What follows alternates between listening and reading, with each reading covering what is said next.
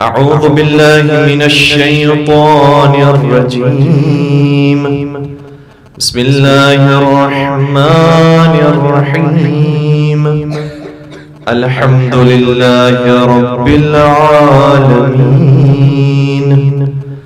الحمد لله الذي أحصى كل شيء عددا وجعل لكل شيء أمدا وقدر كل شيء تقديرا. ثم الصلاة والسلام على النبي الأمي العربي القرشي الهاشمي المكي المدني الأبتحي التهامي العبد المؤيد والرسول المسدد المصطفى الأمجد المحمود الأحمد حبيب إله العالمين أبي القاسم محمد.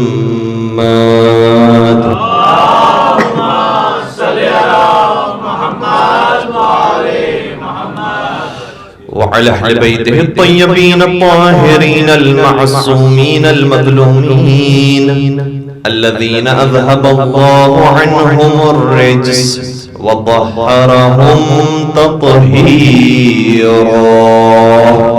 اللهم صل على محمد وعلى محمد ولعنة الله على أعدائهم أجمعين. أما بعد فقد قال الله تبارك وتعالى في محكم كتابه المجيد وفرقانه الحميد. بسم الله الرحمن الرحيم. إذا جاءك المنافقون قالوا نشهد إنك لرسول الله والله يعلم إنك لرسوله والله يشهد إن المنافقين لكاذبون. درود پڑھ دیجئے محمد وآل محمد. صلی علی محمد وعلى محمد. اعزائیان گرامی قدر، ایام فاطمیہ کا آغاز ہو رہا ہے اور سب سے پہلے میں آپ کی خدمت میں اس اعتبار سے سلام اور احترام پیش کروں کہ الحمدللہ آپ عزا خانے میں تشریف لائے، اور میں آپ کے کیا شکریہ ادا کروں گا، خود رسول اور آل رسول آپ کا شکریہ ادا کریں گے، کیونکہ ہم جس مقصد کے لیے یہاں پر اب جمع ہوئے ہیں، قرآن کریم کی آیت ہے کہ قُلْ لَا أَسْأَلُكُمْ عَلَيْهِ أَجْرًا إِلَّا الْمَوَدَّةَ فِي الْقُرْبَى. اے رسول، آپ اجر رسالت میں ان سے کچھ مانگیے، لیکن آپ کو پیسے نہیں چاہیے، آپ کو ان سے منصب نہیں چاہیے، آپ کو ان سے عزت بھی نہیں چاہیے. اگر چاہیے تو اپنے قربا کی محبت چاہیے. محبت ادا کرنے کے لیے، مودت ادا کرنے کے لیے ہم اور آپ یہاں پر جمع ہوئے ہیں، اور یہ ایام بہت ضروری ہے منانا. جس طریقے سے ایام اعظم منائے جاتے ہیں، دیگر ایام کو منایا جاتا ہے، اور آہستہ آہستہ اب یہ الحمدللہ شیعہ کلچر کا حصہ بنتا جا رہا ہے. جس طریقے سے محرم میں ہم جمع ہوتے ہیں، اسی طریقے سے ایام فاطمیہ میں بھی ہم جمع ہو رہے ہیں. اس کے بڑے فائدے ہیں، اور ایک فائدہ وہی ہے جو محرم برپا کرنے کا مقصد خود ائمہ اطہار علیہ السلام نے بیان فرمایا. آٹھویں سرکار حضرت امام علی رضا علیہ السلام بیان فرماتے ہیں،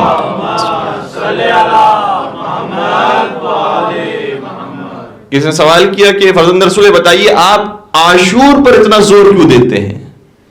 عاشور میں ایسی کون سی بات ہے؟ محرم میں آپ اتنی تشویق کیوں دلاتے ہیں؟ کہ اس لیے ہم دلاتے ہیں کیونکہ ہمیں معلوم ہو گیا یہ امت بہت جلد آل رسول کو بھول جاتی ہے، لہذا انہیں یاد دلانا ضروری ہے. ہم نے دیکھ لیا غدیر کے موقع پر ہزاروں کی تعداد میں لوگ موجود تھے اور مبارکباد بھی دی، لیکن غدیر کو بھول گئے، سقیفہ برپا ہو گیا. ہمیں ڈر ہے کہ جو کیفیت غدیر کے ساتھ ہوئی ہے وہی کیفیت کربلا کے ساتھ نہ ہو. اور میں اسی جملے کو مولا رضا کی اجازت سے آگے بڑھاؤں کہ ہمیں ڈر ہے کہ جو کیفیت غدیر کے ساتھ ہوئی ہے وہ شہادت حضرت زہرا صلی اللہ علیہ کے ساتھ نہ ہو. ضروری ہے کہ ان ایام کو منایا جائے, اور ہم تو ابھی ان ایام کو منا رہے ہیں تاکہ یاد حضرت زہرا باقی ہو رہے. لیکن روایت کا جملہ یہ ہے, محمود بن لبید نامی ایک صحابی بی بی کی خدمت میں آیا, دیکھا کہ بی بی گریہ فرما رہی ہیں. ظاہراً واقعے سے معلوم یہ ہوتا ہے کہ بیت الاحزان کے اندر یا جنت البقیع کے اندر اس نے بی بی کو گریہ فرماتے ہوئے دیکھا. آگے سوال کیا کہ اے بنت رسول بتائیے آپ کا گریہ کس وجہ سے ہے؟ کہا میرا گریہ علی کی وجہ سے ہے. سنیں گے کیا سوال کیا؟ محمود بن لبی صحابی راوی یہ کہتا ہے میں نے سوال یہ کیا, یہ بتائیے حل نص رسول اللہ, کیا رسول اللہ نے کوئی نص قائم کی تھی علی علی بالامامہ؟ ظاہراً یہ جملے کہ علی کی امامت پر رسول اللہ نے کوئی نص قائم کی تھی, کہا تھا کہ میرے بعد علی امام ہے, میرے بعد علی خلیفہ ہے, میرے بعد علی جانشین ہے, میرے بعد علی امام ہے. بی بی فرمانے لگی واہ عجبا, تم کیا عجیب بات بیان کر رہے ہو. انسیتم یوم غدیر, کیا تم غدیر کو ابھی سے بھول گئے؟ تو یہ تو ابھی کچھ ایام نہیں گزرے تھے کہ لوگ فراموش کر گئے غدیر کو. لہٰذا ضروری ہے کہ ہم ہر سال اسی انداز سے ایام فاطمیہ منائیں تاکہ ہماری آنے والی نسلیں یاد رکھیں. اور یہ صرف ہمارا طریقہ کار نہیں ہے, دنیا میں ہر جگہ پر یہی طریقہ کار رائج ہوتا ہے. ہر ملک کے اندر انڈیپینڈنس ڈے بنایا جاتا ہے, بڑے بڑے دنوں کو باقی رکھا جاتا ہے یا تازہ رکھی جاتی. کیوں؟ تاکہ آنے والی نسلوں کو معلوم ہو اس دن قربانیاں پیش کی گئی ہیں. اس لیے ہم بھی اسی انداز سے ایام فاطمیہ کو مناتے ہیں, پتہ چل سکے. اور یہ میرا جملہ نہیں, آیت اللہ وحید خراسانی کا جملہ, بڑا خوبصورت جملہ شاہ فرمایا کہ اسلام کی بقا خون سید الشہداء میں ہے اور تشیع کی بقا خون فاطمہ زہرا سلام اللہ علیہا.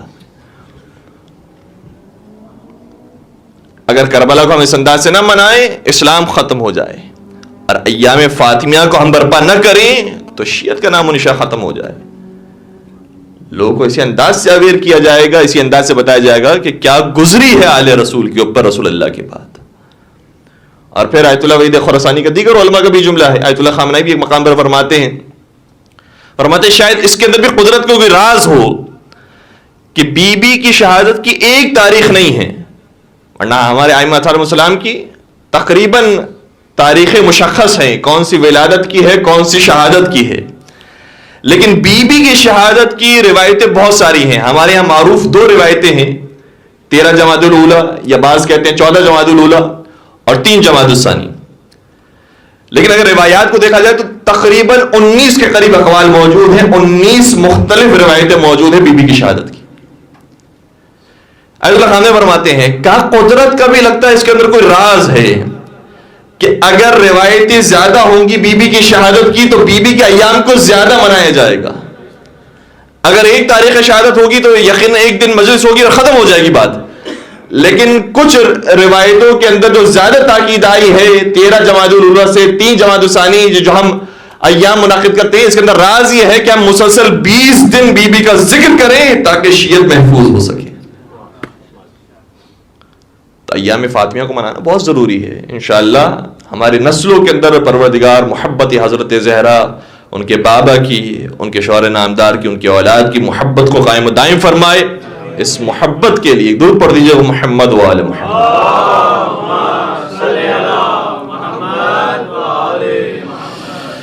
تو ایام فاطمیہ کا اب آغاز یہاں پر اس انداز سے ہوا, اور کچھ ہی دنوں کے بعد 3 جمادی الثانی کی تاریخ آئے گی. انشاءاللہ ہماری کوشش رہے گی کہ وہ شبہات اور وہ اعتراضات جو عام طور پر ہمارے نوجوانوں کو گھیر لیتے ہیں, پریشان کرتے ہیں, اور مسلسل کہا جاتا ہے کہ یہ واقعہ ممکن نہیں ہے کہ پیش آئے. کیسے ہو سکتا ہے کہ بنت رسول سیدہ کائنات ان کو اس انداز سے شہید کیا جائے؟ یہ شیعوں کی گھڑی ہوئی باتیں ہیں. یہ شیعہ مولویوں نے ان کی عوام کو بیوقوف بنایا ہے, نعوذ باللہ. آپ ہماری کتابوں کو تو چھوڑ دیجئے, مجھے یہ کہنے پر مجبور آپ کر رہے ہیں کہ آپ کے مولویوں نے آپ کو بیوقوف بنا دیا ہے. کیوں؟ اس لیے کیونکہ آپ کی مستند ترین کتاب صحیح بخاری کے اندر یہ روایت موجود ہے کہ بی بی اپنے باغ فتح کا تقاضا کرنے کے لیے گئی, بابا کی میراث دے دو مجھے, یہ روایت صحیح بخاری کے اندر موجود ہے. اور اس ملعون نے دینے سے انکار کر دیا. اور پھر آگے جملے یہ ہے فغضبت فاطمہ بنت محمد، محمد مصطفیٰ کی بیٹی کو جلال آ گیا، غضبناک ہو گئی. فلم تکلمہ، اور بی بی نے اسے کلام نہیں کیا، حتی ماتت، یہاں تک کہ انہیں موت آ گئی. یہ ہماری گھڑی ہوئی داستان نہیں ہے، ہم تو وہ بیان کر رہے ہیں جو تاریخ میں نقل ہوا ہے.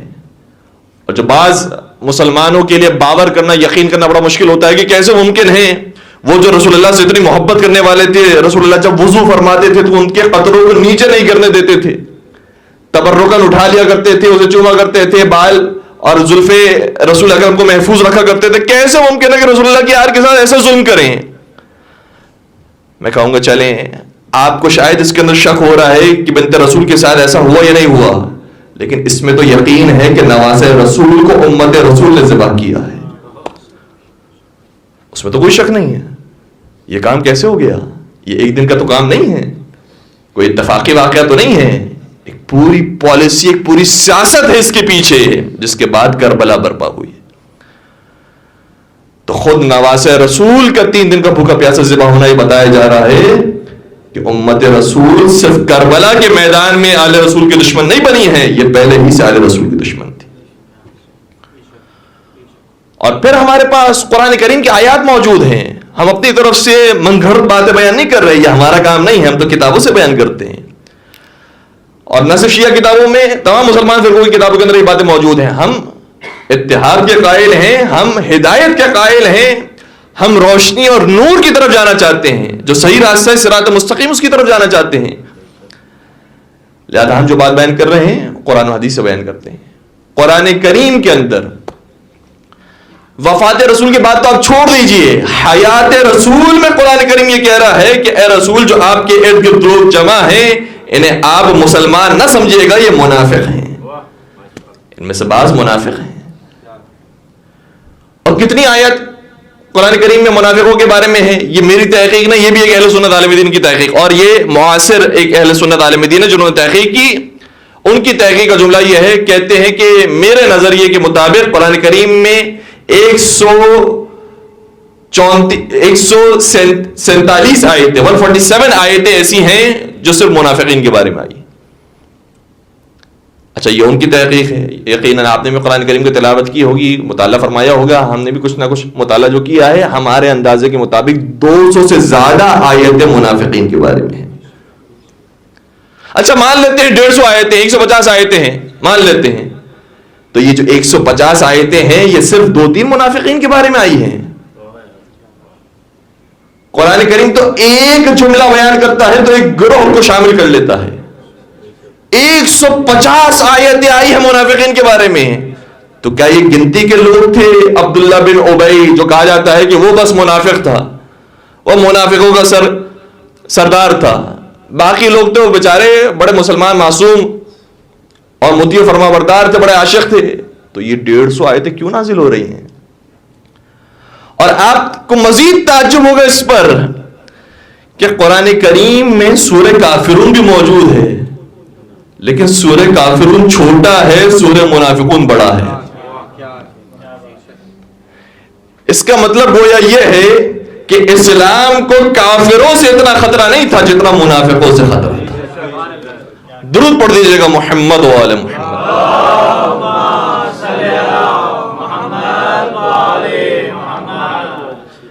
اور پھر ہم قرآن کریم کا جب آغاز کرتے ہیں، سورہ الحمد مکمل ہوا، سورہ بقرہ کا آغاز ہوا. سورہ بقرہ کے اندر ابتدائی آیات کے اندر ہی 3 گروہوں کو بیان کیا گیا. ہدی للمتقین، پھر متقین کی صفات بیان ہوئی. پہلا گروہ متقین کا گروہ، الذین یؤمنون بالغیب، پہلا گروہ متقین کا. دوسرا گروہ فوراً ہی بیان ہوا، ان الذین کفروا، کافروں کا گروہ، یہ وہ ہے کہ جو کبھی بھی ایمان نہیں لائیں گے. پھر تیسرا گروہ بیان ہو رہا ہے، ابھی ابتدائی قرآن ہے، وَمِنَ النَّاسِ مَن يَقُولُ آمَنَّا بِاللَّهِ وَبِالْيَوْمِ الْآخِرِ وَمَا هُمْ بِمُؤْمِنِينَ. ہاں کچھ لوگ ایسے بھی ہیں جو اللہ پر بھی ایمان لاتے ہیں، کلمہ پڑھتے ہیں اللہ کا، یوم آخرت پر بھی ایمان لاتے ہیں. عجیب بات ہے، یعنی اللہ پر بھی ایمان ہو، یوم آخرت پر بھی ایمان ہو، اس کے بعد انسان کو کچھ کہنے کی ضرورت نہیں ہے، خود بخود زندگی صحیح ہو جاتی ہے. اگر انسان کا موت پر عقیدہ ہو، قیامت پر عقیدہ ہو، پروردگار پر عقیدہ ہو، پھر کافی ہے. لیکن یہ لوگ وہ ہیں جو زبان سے تو اللہ کا کلمہ پڑھتے ہیں, زبان سے تو قیامت پر یقین کا اظہار کرتے ہیں, وما ہم بمؤمنین, لیکن یاد رکھو یہ مؤمن نہیں ہیں. ایک طرف سے قرآن کہہ رہا ہے یہ ایمان بھی لا رہے ہیں لیکن مومن بھی نہیں ہیں. یخادعون اللہ والذین آمنوا, یہ تو وہ لوگ ہیں جو اللہ کو دھوکہ دینا چاہتے ہیں, مومنین کو دھوکہ دینا چاہتے ہیں. وما یخدعون الا انفسهم وما یشعرون, لیکن انہیں کیا معلوم کہ یہ پروردگار کو کیا دھوکہ دیں گے, یہ خود دھوکے میں ہیں اور یہ جانتے نہیں. اور پھر منافقین کی مزید صفات کو بیان کیا گیا. اور یہ ایک سورہ نہیں, جا بجا سوروں کے اندر اب کوئی سورہ شاید اٹھا لیجئے, یعنی سورہ آل عمران کو پڑھنا شروع کیجئے, اس کے اندر منافقین کا ذکر. سورہ نساء کو پڑھنا شروع کیجئے, اس کے اندر منافقین کا ذکر. سورہ مائدہ کو پڑھنا شروع کیجئے, اس کے اندر سورہ منافقین کا ذکر. کوئی سورہ شاید قرآن کریم کا ایسا نہیں ہوگا جہاں پر آپ کو منافقین کے بارے میں اشارہ نہیں ملے گا. ظاہر سی بات ہے کہ جو آخر کے مختصر سورے ہیں اس کے اندر ایک خاص پیغام ہے, ممکن ہے کہ ان سوروں کے اندر اشارہ موجود نہیں ہو, لیکن جتنے تفصیلی سورے ہیں ہر سورے کے اندر کہیں نہ کہیں منافقین کا ذکر. حتیٰ آج جمعے کے دن گزرا, جو ہر جمعے انسان کو حکم دیا گیا ہے کہ سورہ جمعہ کی تلاوت کریں, سورہ جمعہ کا اختتام بھی منافقین کے اوپر ہو رہا ہے. یعنی منافق وہ ہیں جو کلمہ پڑھتے ہیں, سورہ بقرہ کہہ رہا ہے یہ کلمہ پڑھتے ہیں لیکن یہ مومن نہیں ہیں. سورہ جمعہ میں آیا یہ نماز پڑھتے ہیں لیکن مومن نہیں ہیں. سورہ منافقون میں آیا یہ آپ کے عاشق ہونے کا دعویٰ کرتے ہیں, شمع رسالت کے پروانے بننے کی کوشش کرتے ہیں, لیکن یہ آپ کے کلمہ گو نہیں ہیں. یعنی یہ کوئی بھی عمل انجام دیتے ہیں, اصل میں ظاہر ان کا ویسا ہی ہوتا ہے لیکن باطن میں کفر چھپا ہوا ہے.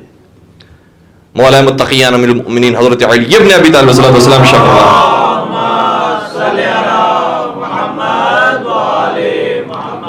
خدا کی قسم کھا کے بیان فرماتے ہیں, نہج البلاغہ کا جملہ یہ ہے, فوالذی فلق الحب وبرئ النسم ما اسلموا ولكن استسلموا واسروا الكفر فلما وجدوا اعوانا علیہ اظہروا. مولانا شاہ فرماتے ہیں اس خدا کی قسم جس نے دانے کو شگافتہ کیا, وہ تو باطن کو بھی جانتا ہے. ما اسلموا, یہ مسلمان نہیں ہوئے ہیں, ولکن استسلموا, انہوں نے اسلام کا لباس پہن لیا ہے. شکلیں ان کی مسلمانوں جیسی ہیں, داڑھی بڑھا لی ہے, ان کو سر کے بال سے لے کر ٹخنوں تک دیکھیں تو ظاہری مسلمان ہیں. وَأَسَرُّ الْكُفْرِ, انہوں نے کفر کو چھپایا ہوا ہے. یہ کب ظاہر ہوگا کفر؟ خود مولانا نے بیان فرمایا فَلَمَّا وَجَدُوا أَعْوَانًا عَلَيْهِ أَظْهَرُوا, جب انہیں اپنے جیسے لوگ نظر آئیں گے, جب انہیں اپنے مددگار مل جائیں گے, أَظْهَرُوهُ, وہاں پر یہ اظہار کریں گے. لہذا یہ منافق مسلمانوں کے درمیان ہوتے ہیں تو نماز پڑھ رہے ہوتے ہیں, لیکن جیسے یہ کافروں کے پاس جاتے ہیں وہاں پر اظہار کفر کرتے ہیں. ہم تو تمہارے ساتھ ہیں. تو سورہ جمعہ کا بھی اختتام ہو رہا ہے انہی آیات کے اوپر. وَإِذَا رَأَوْا تِجَارَةً أَوْ لَهْوًا انفضوا إِلَيْهَا وَتَرَكُوكَ قَائِمًا. اے رسول, یہ آپ کے پیچھے نماز پڑھ رہے ہیں, یعنی روزانہ مسجد میں آتے ہیں, ظاہری شکل و صورت آپ کی جیسی, آپ کے مسلمانوں جیسی ہے, کلمہ گوئی جیسی ہے, یعنی اتنی بڑی تعداد میں تھے کہ قرآن بار بار انہیں ایڈریس کر رہا ہے, آپ ان سے ہوشیار رہیے. وَإِذَا رَأَوْا تِجَارَةً أَوْ لَهْوًا, لیکن جیسے یہ نماز کے دوران کسی تجارتی کاروان کو آتا ہوا دیکھتے ہیں, او لہون, تجارتی کاروان بھی چھوڑ دو, یہ کوئی لہو لعب کی اور تماشا گروں کو بھی آتا ہوا دیکھتے ہیں تو اس کی طرف بھی راغب ہو جاتے ہیں. انفضوا الیہا وترکوک قائما, یہ وہاں چلے جاتے ہیں اور آپ کو تنہا چھوڑ دیتے ہیں. تھوڑا سا توجہ فرمائیے گا, الحمدللہ بیدار مجمع ہیں, یہ ابھی نماز پڑھ رہے تھے, قرآن نے کیا کہا, یہ وہاں چلے جاتے ہیں اور آپ کو چھوڑ دیتے ہیں. کہنا تو یہی چاہیے تھا قرآن کریم کو کہ یہ وہاں چلے جاتے ہیں اور نماز کو چھوڑ دیتے ہیں. کیا نہیں, نماز چھوٹی چیز ہے رسول کے سامنے, وہ اصول دین ہے, یہ فروع دین ہے. کیا اگر اصل نماز ہے تو وہ رسول اللہ کا نام ہے, رسول اللہ کی محبت کا نام ہے, ان پر ایمان کا نام ہے. یہ تجارتی کاروان کو اگر لہو لعب کو دیکھ کر یہ وہاں چلے جاتے ہیں اور رسول اللہ کو تنہا چھوڑ دیتے ہیں. تو اس کا مطلب یہ ہوا کہ رسول اللہ کو تنہا چھوڑنے والا منافق ہوتا ہے، چاہے وہ مسجد میں ہو چاہے وہ میدان میں ہو۔ قل ما عند اللہ خیر من اللہو ومن التجارہ، اے رسول ان سے کہہ دیجئے جو چیز اللہ کے پاس ہے وہ اس تجارت سے بھی بہتر ہے، وہ لہو و لعب سے بھی بہتر ہے۔ واللہ خیر الرازقین، پروردگار بہترین رزق دینے والا ہے۔ کیا کمال کی آیت ہے، اللہ اکبر۔ مجھے یہاں پر ایک جملہ کہنے دیجئے، قرآن تو یہ کہہ رہا ہے کہ کچھ لوگ ایسے ہیں جو آپ کا کلمہ پڑھتے ہیں، آپ کے پیچھے نمازیں پڑھتے ہیں، لیکن آپ کی حیات میں آپ کو چھوڑ کر چلے جاتے ہیں، تو پھر مجھے یقین آ جاتا ہے کہ جب رسول پردہ فرما جائیں گے تو یہ آل رسول کو بھی بھول کر چلے جائیں، پھر میرے لیے باور کرنا آسان ہو جاتا ہے۔ قرآن تو یہ کہہ رہا ہے حیات رسول میں رسول کو چھوڑ دیتے ہیں، تو یہ آل نبی پر کیا کریں گے؟ درود پڑھیے محمد کو آل محمد۔ اللہم صلی علی محمد و آل محمد۔ ہاں لیکن اگر سچے صحابہ ہوں، ان کے قدموں کی خاک ہماری آنکھوں کا سرما ہے۔ سلمان ہو، ابو ذر ہو، مقداد ہو، عمار ہو، حذیفہ ہو، بریدہ ہو، بلال ہو، جابر بن عبداللہ انصاری ہو، ان کے قدموں کی خاک ہماری آنکھوں کا سرما ہمارے سر پر سجنے کے قابل ہے۔ اور کسی نے کیا خوب کہا کہ یہ کس نے کہا صرف تمہارے ہیں صحابہ، ہے میرے ساتھ، یہ کس نے کہا صرف تمہارے ہیں صحابہ، زہرا کے محب ہوں تو ہمارے ہیں صحابہ، زہرا کے محب ہوں تو ہمارے ہیں صحابہ، جس نے محمد سے وفا کر کے دکھائی توحید کی نظروں میں وہ سارے ہیں صحابہ۔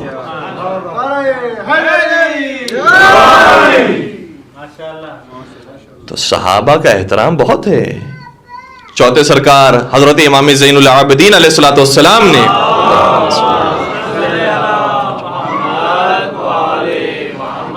صحیفہ سجادیہ میں جو دعائیں مانگی ہیں اس میں سے چوتھی دعا وہ ہے صحیفہ سجادیہ کی جو صحابہ اور تابعین پر درود و سلام ہے، ان کے احسانات کو یاد کیا ہے، ان کا گویا شکریہ ادا کیا ہے کہ یہ صحابہ وہ تھے جنہوں نے اپنے جانوں کا نذرانہ پیش کیا، اپنے مالوں کو لٹا دیا، اپنے اموال کو لٹا دیا، اپنے گھروں کو چھوڑ دیا، اپنے گھر والوں کو چھوڑ دیا، اور رسول اللہ کا سچا کلمہ پڑھا ہے۔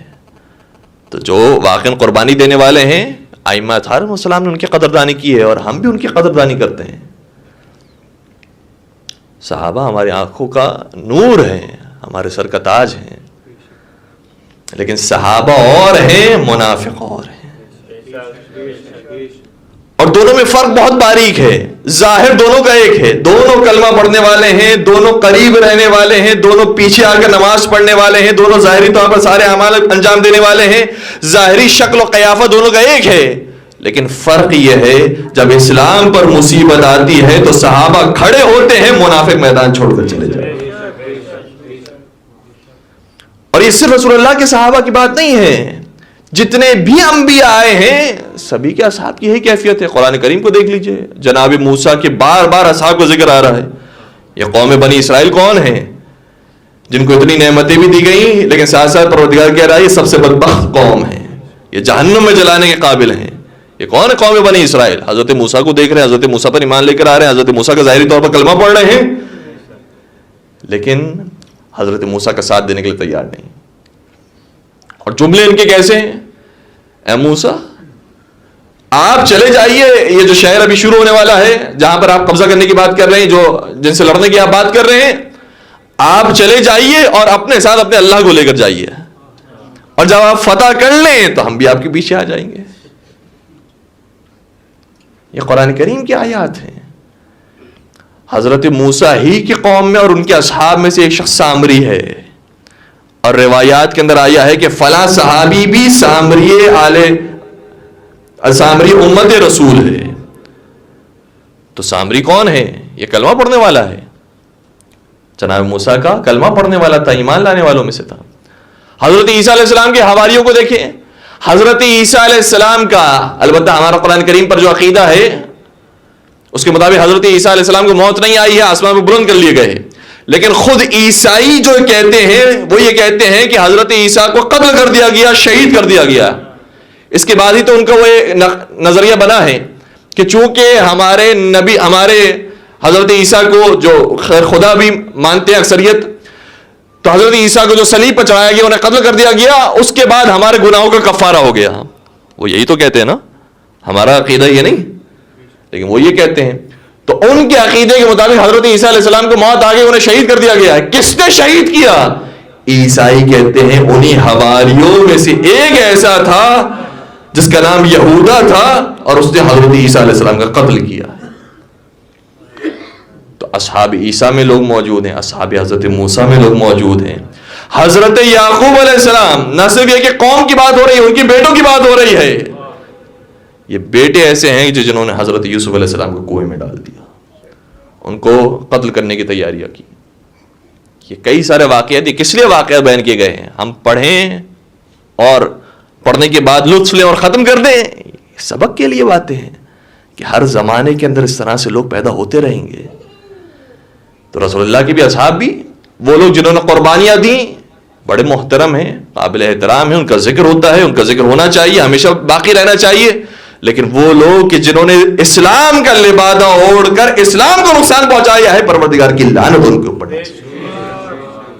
اور قرآن کریم کی آیت یہ ہے، ان اللہ جامع المنافقین والکافرین فی جہنم خالدین فیہا. ظاہراً یہ الفاظ ہیں. قرآن کریم یہ کہتا ہے پروردگار منافقین کو کافروں کے ساتھ جہنم میں جمع کر دے گا. تو جو کافروں کا انجام ہے اختتام میں، وہی منافقین کا انجام ہے. لہذا کافروں پر جس طریقے سے انسان لعنت بھیجتا ہے، اسی طریقے سے منافقین پر بھی اللہ کی لعنت نازل. اب ہمارے لیے بات سمجھنا آسان ہو جاتا ہے کہ ہاں، زمانے رسول کے اندر کچھ لوگ ایسے موجود تھے جو اسلام کو ختم کرنا چاہتے تھے. قرآن کریم بار بار ان کے بارے میں کہہ رہا ہے، ان پر آپ یقین نہ کیجیے، ان کے قسموں پر یقین نہ کیجیے. اور سورہ منافقون کی میں آیت آپ کی خدمت بیان کروں، میرا ساتھ دیجیے گا. الحمدللہ یہاں پر کئی افراد ہوئے ہیں جن کو حفظ ہیں یہ آیات کہ بسم اللہ الرحمن الرحیم، اذا جاءک المنافقون قالوا نشہد انک لرسول اللہ. اے رسول، آپ کے پاس آ کر منافقین کہتے ہیں نشہد، ہم گواہی دیتے ہیں. دیکھیں ہم کلمے میں کیا پڑھتے ہیں، اشہد ان لا الہ الا اللہ واشہد ان محمد رسول اللہ. یہ منافق بھی اگر یہی کلمہ پڑھتے ہیں، ہم گواہی دیتے ہیں کہ انک لرسول اللہ، آپ اللہ کے رسول ہیں. لیکن قرآن کریم آگے کہتا ہے واللہ یعلم انک لرسول، پروردگار بھی جانتا ہے کہ آپ اللہ کے رسول ہیں. لیکن اب خدا کی بھی گواہی سنیں، واللہ یشہد ان المنافقین لکاذبون، لیکن خدا یہ گواہی دیتا ہے کہ یہ منافق جھوٹے ہیں. جھوٹے ہیں منافق. اگر ان جھوٹوں کے مقابلے پر کوئی آئے ہیں تو صرف پنجتن پاک آئے ہیں. کبھی مباہلہ کے میدان میں جھوٹوں پر لعنت بھیجنے کے لیے پنجتن پاک آئے، کبھی ان منافقوں کے اوپر لعنت بھیجنے کے لیے پنجتن پاک آئے. یہ جھوٹے ہیں. اور آگے قرآن کریم میں بیان کیا اتخذوا ایمانہم جنتن، ایک لفظ بڑا قابل توجہ ہے، انہوں نے اپنی قسموں کو بھی ڈھال بنا لیا ہے. یہ بڑی بڑی قسمیں کھاتے ہیں، ہم آپ کا ساتھ دیں گے، خدا کی قسم موت آ گئی، تلواریں چلیں گی، ہم آپ کو نہیں چھوڑیں گے، آپ سے شدید محبت کرتے ہیں، اللہ کی قسم بڑی بڑی قسمیں کھاتے ہیں. اتخذوا ایمانہم جنتن، تاکہ اس کو ڈھال بنائیں، ان کے اندر کی چیز لوگوں کو نظر نہ آئے. فصدوا عن سبیل اللہ، اور اللہ کے راستے سے لوگوں کو روکیں. انہم ساء ما کانوا یعملون، یہ بدترین کام ہے وہ جو انجام دے رہے ہیں. یہاں تک پہنچنے کے بعد ایک روایت آپ کی خدمت بیان کروں، اور یہ ہماری کتاب کے اندر نہیں، بہت مستند اور معتبر کتاب، ہمارے برادران کی کتاب. امام بخاری کے بھی استاد ابن ابی شیبہ نے اپنی کتاب المصنف کے اندر اس روایت کو لکھا ہے. امام بخاری کے جو استاد ہیں یہ اس زمانے میں تھے جو ہمارے 10ویں سرکار کا زمانہ ہے. اس زمانے میں وہ کتاب لکھی گئی، اس کتاب کے اندر یہ روایت پائی جاتی ہے. میں کچھ جملے آپ کو خدمت میں اس روایت کو بیان کر رہا ہوں. جب وفات نبی اکرم ہو گئی تو مولا متقیان، اور اس زمانے میں جناب زبیر بھی علی کے چاہنے والوں میں تھے.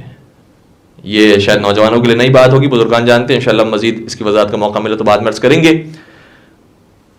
تو علی مرتضیٰ، جناب زبیر اور دیگر افراد خانہ رسول پر آیا کرتے تھے، سیدہ کائنات کی دلجوئی کیا کرتے تھے، تسلی دیا کرتے تھے اور مشورہ طلب کیا کرتے تھے کہ اب ہمیں کرنا کیا ہے.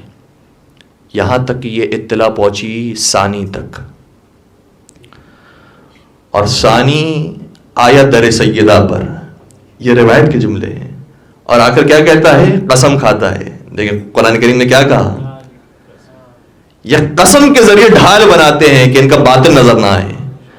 آ کر در سیدہ پر یہ کہتا ہے یا بنت رسول اللہ واللہ ما من احد احب الینا من ابیک وما من احد احب الینا بعد ابیک کی من کی. کہتا ہے کہ اے بنت رسول، خدا کی قسم مجھے کسی سے اتنی محبت نہیں ہے جتنی آپ کے بابا سے تھی. یہ قسم کو ڈھال بناتے ہیں. اور آپ کے جانے کے بعد مجھے کسی سے اتنی محبت نہیں ہے جتنی آپ سے محبت ہے. اللہ اکبر. اور اس کے بعد دوسرا جملہ کیا ہے؟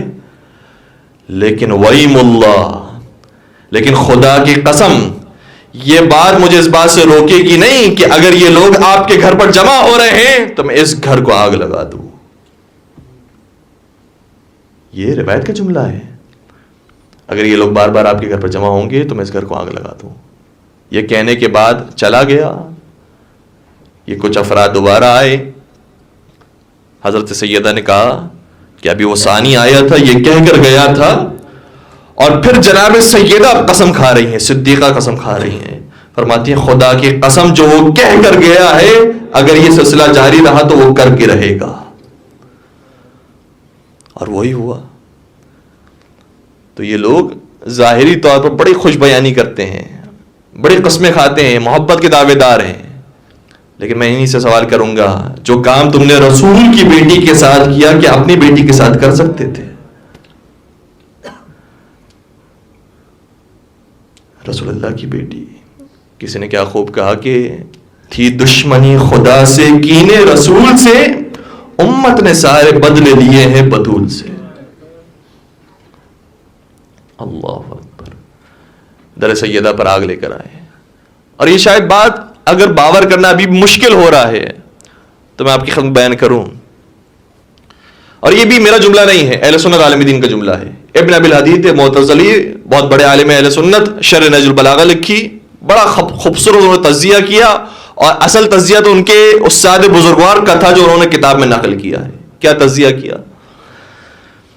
کیا کہ مجھے سمجھ نہیں آتی بات. ایک پوری داستان روایت کے اندر موجود ہے کہ جب فتح مکہ کا واقعہ پیش آیا تو نبی اکرم فتح مکہ کے موقع پہ جب تشریف لائے تو بہت سارے لوگ ظاہری طور پر مسلمان ہو گئے.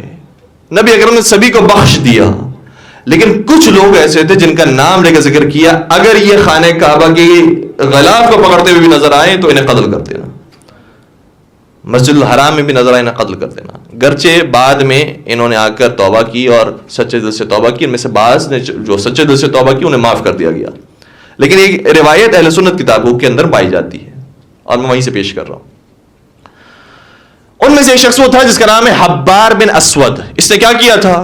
یہ شخص وہ تھا جو اہل سنت روایت کے مطابق رسول کی کچھ اور بیٹیاں تھیں جو 4 بیٹیوں کے قائل ہیں. جناب زینب، جب نبی اکرم مکہ سے مدینہ تشریف لے آئے تو جناب زینب مکہ میں موجود تھی. ان کے لیے سواری بھجوائی گئی. جناب زینب اس پر سوار ہوئی، مکہ سے مدینہ تشریف لا رہی تھی. دن کا وقت تھا، روز روشن تھا. قریش والوں نے کہا رسول اللہ تو ہمارے ہاتھوں سے چلے گئے، محمد تو ہمارے ہاتھوں سے فرار کر گئے، لیکن ہم محمد کی بیٹیوں کو نہیں چھوڑیں گے اور اپنی بے حرمتی برداشت نہیں کریں گے کہ یہ دن دہاڑے ہمارے سامنے سے گزر جائے، لہذا ان کا راستہ روکو. کچھ گھوڑ سوار کو بھجوایا جس میں سے حبار بن اسود سب سے آگے تھا. جیسے یہ پیچھا کرتے کرتے جناب زینب کے اماری کے قریب پہنچا اور نیزہ اٹھا کر گھوپا ہے ایک جانور کو، تو جناب زینب اتنی پریشان ہو گئیں، وہ اس وقت حاملہ تھی، بچہ ساقط ہو گیا. روایت کا جملہ ہے. کہا جب فتح مکہ کا واقعہ پیش آیا تو جن لوگوں کو قتل کرنے کا نبی اکرم نے حکم دیا تھا اس میں سے ایک حبار بن اسود تھا. اس کی وجہ یہ ہے کیونکہ اس نے بنت رسول پر ظلم کیا تھا. کہ یہ واقعہ میں نے روایت میں پڑھا، اپنے استاد کے سامنے تلاوت کی، قرأت کی، کیونکہ زمانے میں طریقہ یہ ہوتا تھا کہ استاد کے سامنے اس کو پڑھا جاتا تھا. لیکن میرے ذہن میں اچانک سوال آیا، اگر یہ بنت رسول ہے اور نبی فرماتے ہیں کہ اگر یہ غلاف کعبہ کو بھی پکڑا ہوا دکھائی دے تب بھی انہیں قتل کر دو، تو دوسرا سوال میرے ذہن میں یہ آتا ہے کہ اگر فاطمہ زہرا کے قاتلوں کے سامنے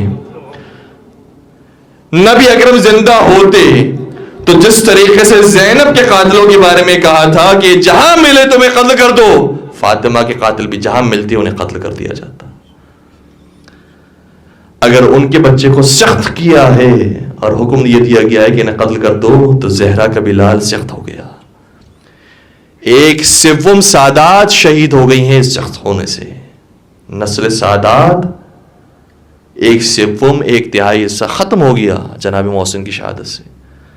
کہ نبی اکرم اگر ہوتے اس وقت زندہ ہوتے تو انہیں بھی قتل کرنے کا حکم دیتے۔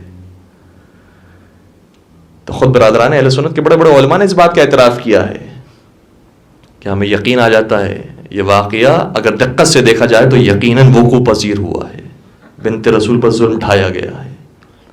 اور کتنے بڑا برادران اہل سنت میں سے علماء بھی موجود ہیں اور عوام بھی موجود ہیں، جب یہ حقیقت دیکھتے ہیں اپنے کتابوں میں خود پڑھتے ہیں تو پتہ چلتا ہے کہ جن کو اب تک وہ مان رہے تھے وہ رہبر کہلانے کے لائق نہیں ہیں، قاتل کہلانے کے لائق ہیں، یہ ظالم کہلانے کے لائق ہیں، ملعون ہیں جنہوں نے آل رسول پر ایسا ظلم کیا ہے۔ اور ابن ابی الحدید موصلی یہ کہتا ہے کہ مجھے یہ بات سمجھ نہیں آئی کہ بنت رسول ایک فدق کے لیے اتنا کیوں پریشان ہوئی، دربار میں تشریف لے گئی، ان کے سامنے خطبہ بیان کیا، کیوں اپنے آپ کو اتنا زحمت میں مبتلا کیا؟ تو ان کے ایک دوسرے استاد علی بن فارقی بغداد کے استاد ہیں جو عربی مدرسے میں تعلیم دیا کرتے تھے، انہیں کہتے ہیں کہ علی بن فارقی نے کہا کہ تم بات نہیں سمجھے، یہ بنت رسول کا پہلا قدم تھا، ہے میرے ساتھ، یہ بنت رسول کا پہلا قدم تھا۔ بنت رسول اپنے فدق کے لیے نہیں جا رہی تھی، انہیں یہ مال دولت سے کوئی مطلب نہیں تھا۔ ارے یہ ہستیاں تو وہ ہیں کہ قرآن یہ کہتا ہے وَيُطْعِمُونَ الطَّعَامَ عَلَىٰ حُبِّهِ مِسْكِينًا وَيَتِيمًا وَأَسِيرًا، یہ تو اپنا کھانا دے دیتے ہیں، خود بھوکے رہتے ہیں۔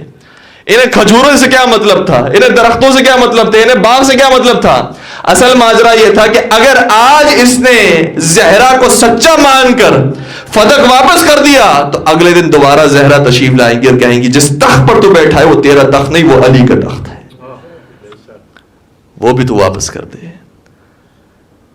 تو ایک بات ماننے کے بعد زہرا رکیں گی نہیں، مزید آگے بڑھیں گی، بات خلافت تک پہنچائیں گی۔ سب جانتے تھے، تو معاملہ سے فدق کا نہیں ہے، کیونکہ بعض لوگوں نے اس طرح سے بھی الجھانے کی کوشش کی ہے ہمارے نوجوانوں کو، یہ کیسے ممکن ہے کہ بی بی کچھ کھجوروں کے لے جائیں، پریشان ہونے کی کیا ضرورت تھی؟ کھجوروں کا معاملہ نہیں تھا، یہ آغاز تھا خلافت کے لیے۔ بس عزیزوں، آج ابتدائی ایام ہیں، مناسب سمجھا کہ میں کچھ خاکہ ایام فاطمہ کا بیان کروں تاکہ آئندہ آنے والی مجالس میں ہمارے لیے گفتگو کرنا آسان رہے۔ سیدہ کائنات کا جو مقام مرتبہ ہے انشاءاللہ کل سے اس پر گفتگو کی جائے گی، کیونکہ سب سے پہلی بات یہ ہے کہ سیدہ کائنات کوئی معمولی بیٹی کا نام نہیں ہے، یہ وہ ہستی ہیں جن کے بارے میں نبی اکرم نے فرمایا، صحیح بخاری کے اندر روایت موجود ہے، سیدۃ نساء اہل الجنہ، جنت کی تمام عورتوں کی سردار ہے، جنتی نہیں ہے۔ کسے کیا معلوم کہ وہ جنتی بھی ہے یا جنتی نہیں ہے؟ رسول حیات سیدہ میں جنتی ہونے کی سند نہیں دے رہے، جنتیوں کی سردار ہونے کی سند دے رہے ہیں، یہ وہ بی بی ہیں۔ تو معرفت سیدہ کائنات ہوگی تو پھر پتہ چلے گا کہ کتنا بڑا ظلم تھا جو انہوں نے ڈھایا ہے۔ یہ بی بی کون سی بی بی ہیں؟ آج ہر ایک کی تمنا یہ ہے کہ نبی اکرم کی خدمت میں اپنا ایک سلام پیش کریں، لیکن سنیں گے روایت کے جملے یہ ہیں، اور یہ بھی کتب اہل سنت کے اندر پایا جاتا ہے کہ نبی کی تمنا یہ ہے صبح کے وقت جب گھر سے نکلے تو سلام ہو تو در سیدہ پر آ کر ہو، اللہ اکبر، السلام علیکم یا اہل بیت النبوہ۔ گویا نبی اکرم کی اس عمل نے بتا دیا کہ نبی اکرم جہاں سے آ رہے ہیں وہ اہل بیت رسول نہیں ہیں، جہاں جا رہے ہیں وہ اہل بیت رسول، یہ ہے اہل بیت رسول۔ اور پھر سیدہ کائنات کا تو جو احترام تھا وہ بڑا منفرد تھا، گویا ایسا احترام تو کسی اور کو حاصل نہیں ہے جو سیدہ کائنات کو حاصل ہے۔ وہ کیا احترام ہے؟ سیدہ کائنات اگر اپنے بابا کی خدمت میں آ جائے، مجھے بتائیے کون سا باپ ایسا ہے جو اپنے بیٹی کے لیے کھڑا ہوتا ہے؟ اور یہ کائنات کا سردار ہے، یہ افضل البشر ہے، یہ سید الرسل ہے، جس کے لیے کائنات پیدا ہوئی ہے۔ ساری کائنات کی تمنا یہ ہے کہ وہ ہستی آ جائے تو ہم اپنے مقام سے کھڑے ہو جائیں، لیکن یہ ہستی جب سیدہ کو آتے ہوئے دیکھتی ہے تو اپنے مقام سے کھڑے ہو جاتی ہے۔ اور نہ صرف یہ کہ کھڑے ہوتی ہے، روایت کا آگے جملہ یہ ہے جس سے پتہ چلتا ہے کہ مقام سیدہ کیا ہے۔ اور اگر یہ بات بھی سنت رسول میں شامل ہوتی کہ نبی اکرم نے فرمائے کہ یہ اب سے دین کا حصہ ہے، کہ اسلام کا دین ایسا ہے کہ جب بھی بیٹی کو دیکھے تو باپ کا فریضہ یہ بنتا ہے کہ اپنے مقام سے کھڑے ہو جائیں، اگر یہ دین کا حصہ ہوتا تو سنت رسول بن کر ہر عالم، ہر مومن، ہر مسلمان اس پر عمل کر رہا ہوتا۔ لیکن پیغمبر بیان کرنا چاہ رہے ہیں یہ بیٹی کا احترام نہیں ہو رہا ہے، یہ تحفہ پروردگار کا احترام ہو رہا ہے، یہ سیدہ کائنات کا احترام ہو رہا ہے۔ اور وہ جو یہ کہتے ہیں کہ نبی اکرم کی باقی بیٹیاں بھی تھیں، بتائیے کسی بیٹی کے بارے میں، لائیے کسی بیٹی کے بارے میں کوئی روایت کہ وہ بیٹی تشریف لائے اور نبی اپنے مقام سے کھڑے ہو جائیں۔ کوئی ایک روایت موجود نہیں ہے، جھوٹی سے جھوٹی، ضعیف سے ضعیف روایت میں موجود نہیں ہے، صرف سیدہ کائنات فاطمہ زہرا کا وہ احترام۔ بیٹی تشریف لائے، بی بی تشریف لائے، اور نہ صرف یہ کہ کھڑے ہو جائیں بلکہ اب روایت کا جملہ مزید آگے بڑھا، قام الیہا۔ عربی زبان میں دو لفظ استعمال ہوتے ہیں، اگر کوئی کسی کا احترام کرتا ہے کہ بزرگ تشریف لائیں، ہم نے احترام اپنے مقام سے کھڑے ہو گئے، اس کے لیے عربی زبان میں استعمال ہوتا ہے قام لہا، اس کے احترام میں کھڑے ہو گیا۔ لیکن یہاں پر یہ لفظ نہیں ہے قام لہا اس کے احترام میں کھڑے ہو گئے، کہا قام الیہا۔ جب بی بی تشریف لاتی تھی تو نبی اپنے مقام سے کھڑے ہوتے تھے اور سیدہ کی طرف آگے بڑھتے تھے، ان کی طرف آگے بڑھتے تھے۔ یہ انتہائی احترام ہے، سیدہ آپ کا بڑا احترام ہے۔ اور پھر اس کے بعد کا جملہ یہ ہے وَأَجْلِسَهَا مَجْلِسَهُ، اور پھر نبی اپنے مقام پر اپنی بیٹی کو لا کر بٹھاتے تھے۔ مجھے بتائیے، سوال کا جواب دیجئے، یہی بیٹی جب دربار میں آ جائے، ارے تم وہ احترام تو نہیں کر سکتے تھے جو رسول اپنی بیٹی کا سکھا کر گئے تھے، لیکن کم از کم وہ جگہ تو چھوڑ دیتے بنت رسول کے لیے جو جگہ رسول خود چھوڑ دیا کرتے تھے۔ اگر تم واقعا خلیفہ رسول ہونے کا دعویٰ کرتے ہو تو رسول کی سنت پر عمل کرو۔ سیدہ کا احترام کیا ہے، اللہ اکبر۔ اور پھر دوسری طرف سے روایت کا جملہ یہ بھی ہے، اب جب رسول بی بی کے گھر پہ تشریف لاتے تو بعین نہیں جو کام نبی نے کیا تھا وہی کام سیدہ انجام دیتی۔ سیدہ بھی اپنے مقام سے کھڑی ہوتی، نبی کی طرف آگے بڑھتی، نبی کو اپنے مقام پر آ کر بٹھاتی۔ گویا باپ اور بیٹی کے اس عمل نے بتا دیا اگر باپ موجود نہ ہو تو بیٹی کو باپ سمجھنا، اور اگر بیٹی موجود نہ ہو تو باپ کو بیٹی سمجھنا۔ یہ عین رسول ہے، یہ ہستی شبیہ رسول ہے، یہ ہستی نفس رسول ہے۔ جو رسول کا احترام ہے وہ اس بیٹی کا احترام ہے۔ بس عزیزو آپ سمجھ گئے۔ میں نے تو ابھی مصائب کے جملے نہیں پڑھے ہیں، لیکن خود آپ کے ذہنوں میں جو مصائب کے واقعات موجود ہیں آپ کو معلوم ہے سیدہ کائنات کا کیا احترام رکھا گیا۔ اللہ اکبر۔ سیدہ کائنات اپنے بابا کو گریہ فرماتی ہیں۔ مولا متقیان کا نہج البلاغہ کا جملہ یہ ہے کہ ہمارے اوپر اس سے بڑی مصیبت نہیں آئی تھی کہ جو نبی کی وفات پر مصیبت آئی۔ میں کہوں گا علی کے لیے اگر یہ سب سے بڑی مصیبت ہے تو زہرا کے لیے کیا ہوگی؟ فراق نبی زہرا کے لیے کیا ہوگا؟ اللہ اکبر۔ بس بابا کو یاد کرتی جاتی ہے، کبھی فرماتی یا بتا یا رسول اللہ، کبھی فرماتی یا بتا یا حبیب اللہ، کبھی فرماتی یا بتا یا نبی اللہ۔ اور ابھی بابا کے غم کو یاد کر رہی تھی کہ کچھ ہی دن گزرے، ملعون آوازیں بلند کرنے لگے، ارے یہاں علی موجود ہے تو علی کو باہر نکالو، ہم علی سے بیعت لینا چاہتے ہیں۔ سیدہ کائنات کا دل گمزدہ ہو گیا، پریشان ہوگی، سیدہ اب کیا ہونے والا ہے؟ अरे ये कुछ धमकियां देने के बाद चले गए, लेकिन ये धमकियां कम ना हुई बल्कि मजीद बढ़ने लगी। कुछ दिनों के बाद ये दोबारा आए, कहा अली अब भी घर से बाहर नहीं निकले, अगर घर से बाहर ना निकले तो अली को घसीट कर बाहर निकाला जाएगा और अली से बैत ली जाएगी। सुनेंगे सैयदा अगर ना होती तो अली की हिफाजत करने वाला कोई ना था।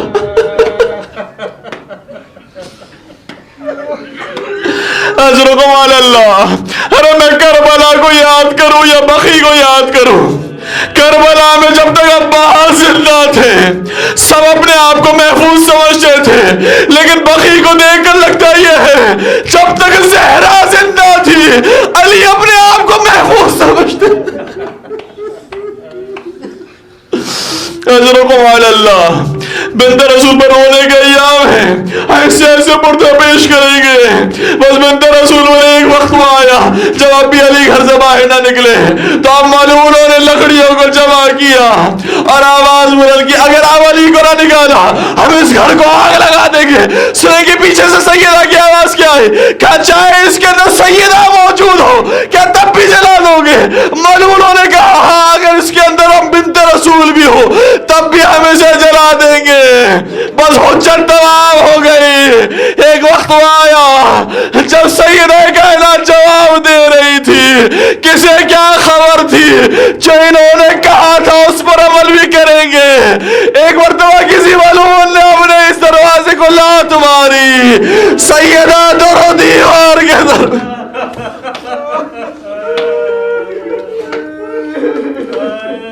मर्दों का गिरिया बुलंद हो रहा है, मुझे नहीं मालूम औरतों की क्या कैफियत है, क्योंकि मर्द के गम को ज्यादा समझते हैं, खातून के गम को ज्यादा समझती है। लेकिन मुझे कहने दीजिए ये सिर्फ खातून नहीं है बल्कि शिकम में मोहसिन भी मौजूद है। अरे इस गम को कौन महसूस करे? और फिर मलून ने न सिर्फ दरवाजे को धकेला बल्कि ऐसा दीवार के दरमियान सैयदा को पीस दिया। मोहसिन शहीद हुए। जो मीख सैयदा के दरवाजे पर मौजूद थी वो सीने सैयदा में बेहोश। अरे कितना दरवाजे को धकेला होगा कि मीख दर सैयदा से होती हुई सीने सैयदा में जाकर बेहोश हो गई। और अब इसके बाद आलिया मुर्तजा को पकड़कर घसीट कर मस्जिद की तरफ लाया जा रहा है। सुनेंगे ऐसी जख्मी हालत के अंदर भी सैयदा खड़ी हुई, कमरबंद अली को पकड़ा, कहा मैं अली को जाने नहीं दूंगी, अली की तुम बेइज्जती न कर सकोगे। मलून ने कहा अली को ले जाने में जल्दी करो, लेकिन जल्दी करने के कई तरीके थे। अगर सब जोर लगाते अली मस्जिद में बिलाखिर आ ही जाते, लेकिन सुनेंगे जल्दी कैसे की गई। एक मलून ने ताज़ियाना उठाया, सैयदा के दस्ते मुबारक